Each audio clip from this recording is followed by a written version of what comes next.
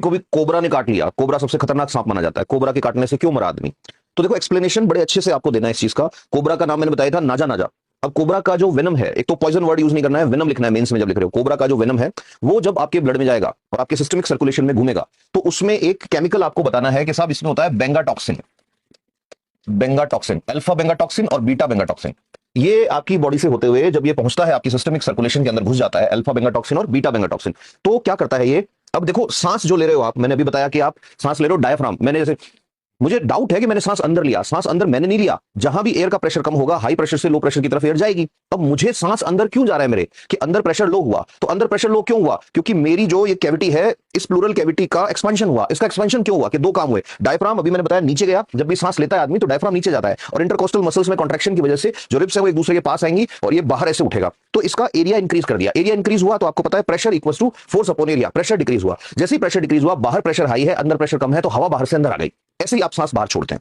तो एक्चुअल में जब सांस लेना होता है तो आप अंदर प्रेशर ड्रॉप करते हैं और जब सांस छोड़ना होता है तो अंदर प्रेशर हाई करते हैं। अब जैसे ही किसी को कोबरा ने डस लिया, मैं ये कहूंगा, तो वो अपने फैंग्स, फैंग बोलते हैं जहरीले जो दांत होते हैं उनको, उससे आपकी बॉडी में न्यूरोटॉक्सिन छोड़ा उसने। ये याद रखना, न्यूरोटॉक्सिन। दो तरह के टॉक्सिन होते हैं सांप के जहर में। ब्लैक मांबा अफ्रीका के अंदर मिलता है, बहुत जल्दी मारता है, उसमें भी न्यूरोटॉक्सिन होता है। कोबरा में भी न्यूरोटॉक्सिन होता है। न्यूरोटॉक्सिन उसको बोलते हैं जो आपके नर्वस सिस्टम पे अटैक करेगा। दूसरे जो सांप होते हैं जैसे वाइपर है उसमें हिमोटॉक्सिन होता है। हिमोटॉक्सिन जो आपके ब्लड पे असर करेगा। ठीक है, अब ये आपकी बॉडी में इसने डाला और उसके बॉडी, उसके जो वेनम है उसके अंदर अल्फा बेंगाटॉक्सिन और बीटा बेंगाटॉक्सिन है। ये आपकी बॉडी में आएगा और आके, और न्यूरोमस्कुलर जंक्शन मैंने आपको बताया था जब नर्वस सिस्टम पढ़ाया था। तो मान लो ये न्यूरॉन है और न्यूरॉन से जुड़ी हुई है आगे मसल, ये मसल है मान लो। तो होता क्या है, न्यूरॉन से मसल की तरफ एक केमिकल जाता है, एसिटाइल कोलिन कहते हैं। किसी ने मेडिकल पैरामेडिकल का कोर्स किया हो, फार्माकोलॉजी उस सब्जेक्ट में रहा हो तो एसिटाइल कोलिन अच्छे से जानता है।